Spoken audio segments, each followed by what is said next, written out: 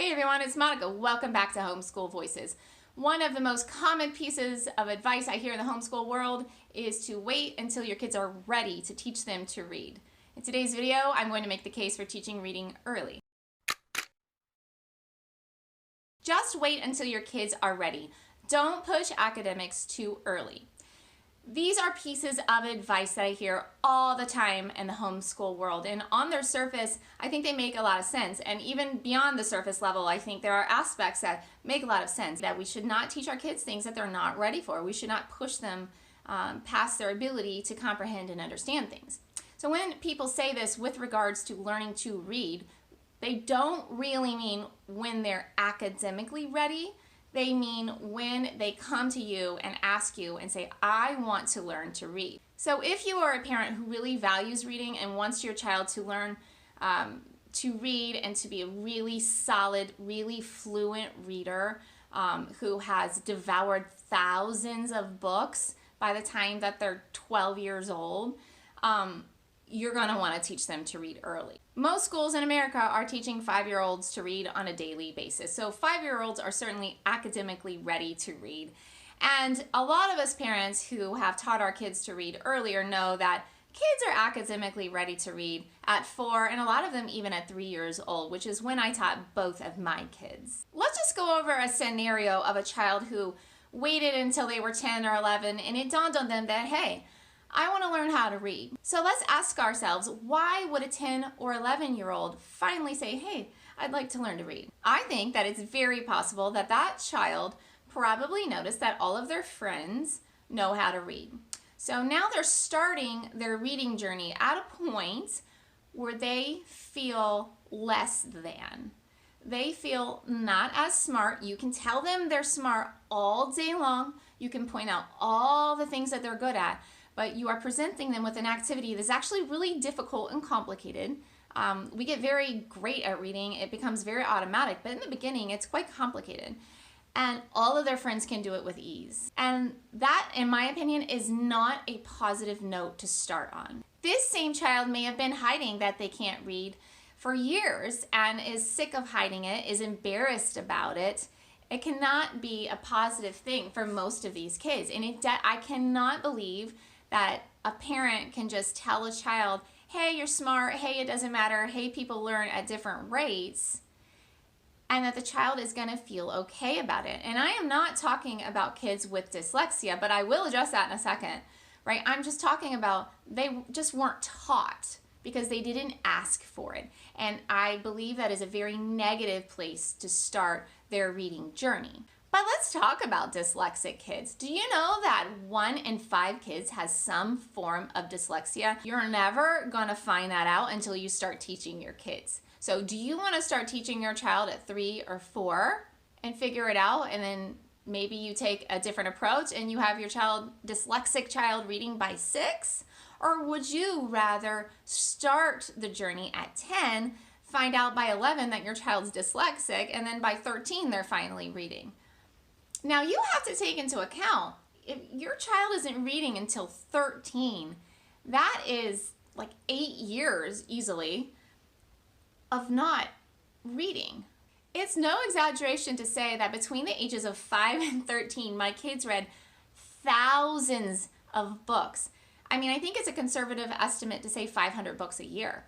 I'm not exaggerating when I say that I went to the library, and now, thank God, the COVID restrictions are over. I am doing it again. And we would just get a stack, this isn't even a big enough space, a huge stack of books every week. And my kids would devour them between what I read to them and what they read themselves. There's just no catching up with it. And it's a different quality of book for younger kids, right? So if the kid starts when they're 13, they're not gonna wanna read baby books, right? They're gonna read books for older kids. Kids have the ability to read, but they don't have the tolerance for really, really academic stuff. So in reality, they would benefit from those younger kid books, but they feel like they're too babyish.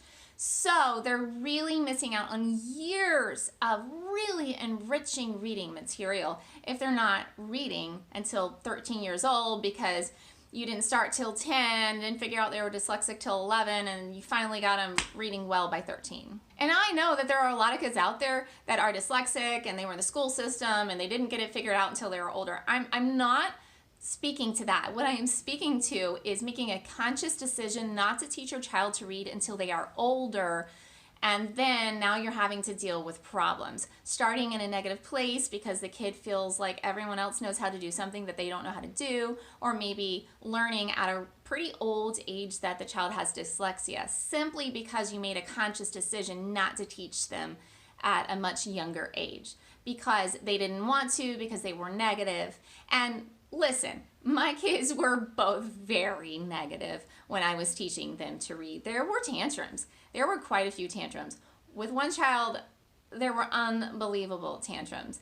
Half an hour, okay? But I would sit there, wait, and then we would do our 15 to 20 minute lesson. And I tried to do it 5 days a week. It was probably 3 days a week. And so for that child, it took 2 years to learn to read. And for the other child who just was, a normal level of negative, it took 1 year. And keep in mind, I was not creative. I was not good at making it fun. It was far too academic to get a 3-year-old excited about it. So I believe that if you're watching this video, the resources that you have now on YouTube are so amazing and so great, and you can be creative and you can make it fun. You don't really have to sit down and do it the way that I did it. I'm just telling you, even when a kid is super, super negative, they will still learn to read and they will still be great readers. In fact, my child who threw an unbelievable amount of really long tantrums when it was time to sit down and do a reading lesson, that child is the most voracious reader in our family.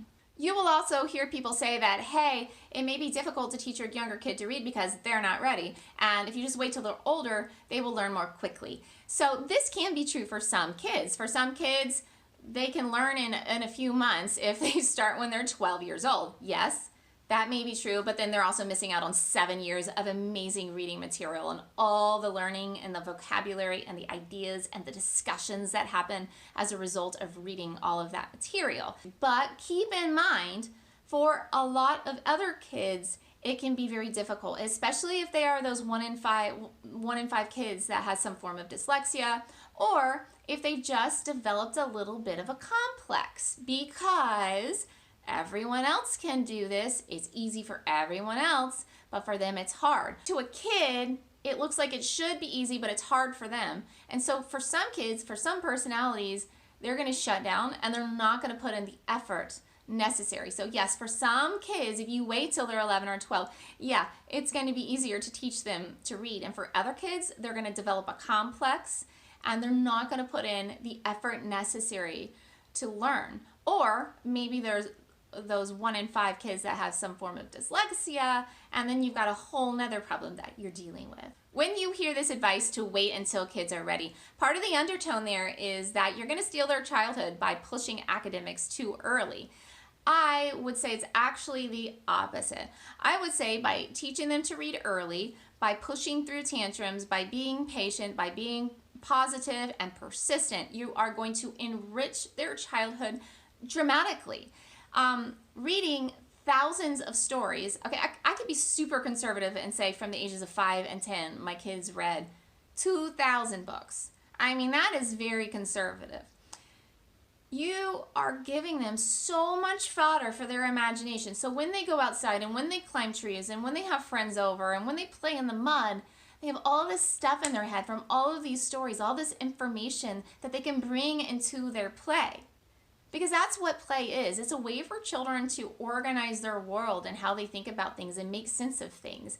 And you're giving them so much if you teach them to read when they are 3, 4, 5, or maybe for some kids with more difficulty by 6 years old. So no, you're not stealing their childhood. You're actually making their childhood very, very beautiful, even if they are one of those children who are negative when you are first teaching them to read. Just to add one more thing to the stealing the childhood sort of idea, I have to wonder what is so valuable from the age of 5 to 10 years old, let's say, that a kid cannot spend an hour a week being taught to read. I mean, what is the average kid doing that is so valuable that they cannot take 1 hour a week and learn to read?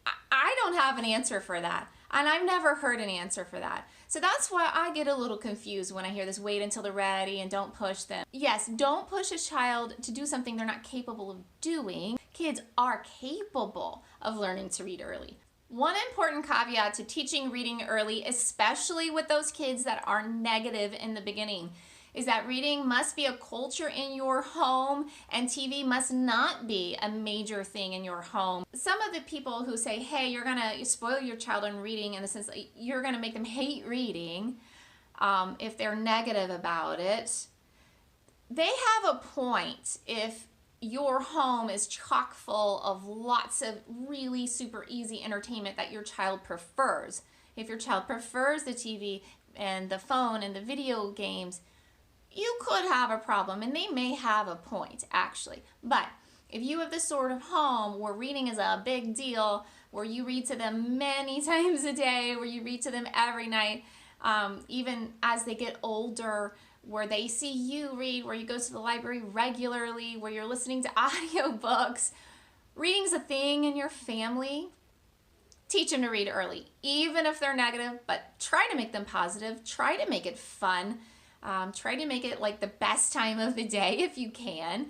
But even if you can't, as long as reading is a thing in your home, it's going to be great. You have no worries. So what are the results for me? I have an 11 and a 14-year-old. They both read faster than me. The 11-year-old reads a bit faster than me, and the 14-year-old reads easily twice as fast as me. In fact, we timed it, and he does.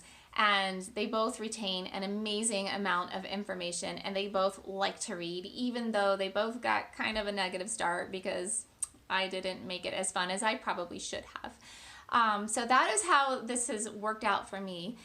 Please let me know your thoughts below. I know this is a controversial subject. Try to be nice. Tell me below what you think. I would love to hear it. If you like this video, please click thumbs up. If you would like to hear more videos like this, please click subscribe and the notification bell next to it. In the meantime, happy homeschooling and have a great day.